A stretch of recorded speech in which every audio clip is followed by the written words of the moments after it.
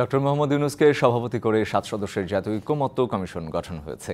এই সংক্রান্ত প্রজ্ঞাপনও জারি করা হয়েছে। অন্যদিকে সাংবিধানিক কাউন্সিল এনসিসি গঠন করা হবে উল্লেখ করে সংবিধান সংস্কার কমিশনের প্রধান অধ্যাপক আলী রিয়াজ বলেছেন, জনমত না নিয়ে সংবিধান সংশোধনের বিষয়টি যেভাবে অপব্যবহার করা হয়েছে তাও রোধ করা যাবে।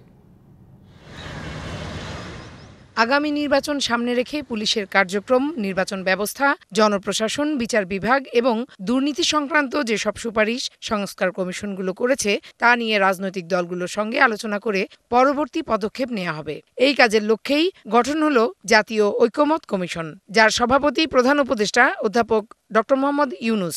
সংবিধান সংস্কার কমিশনের প্রধান অধ্যাপক আলী রিয়াজ এই কমিশনের সহসভাপতি, আর কমিশনের সদস্য 7 জন। গতকাল বুধবার মন্ত্রিপরিষদ বিভাগ এ সংক্রান্ত একটি প্রজ্ঞাপন জারি করেছে।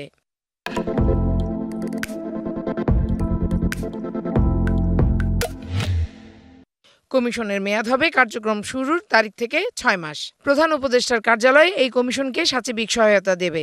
এদিকে সকালে জাতীয় সংসদ ভবনের এলডি হলে সংবাদ সম্মেলনে সংবিধান সংস্কার কমিশনের প্রেস ব্রিফিংয়ে আলী রিয়াজ বলেন, সংবিধান সংশোধনে জনগণের মতামত নেওয়া হয়নি, ফলে সংকট তৈরি হয়েছে। আমরা ক্ষমতার কেন্দ্রীকরণ রোধের জন্য বিদ্যমান প্রতিষ্ঠানগুলোকে জোরদার করার পাশাপাশি নতুন প্রতিষ্ঠান গড়ে তোলার জন্য সুপারিশ করেছি।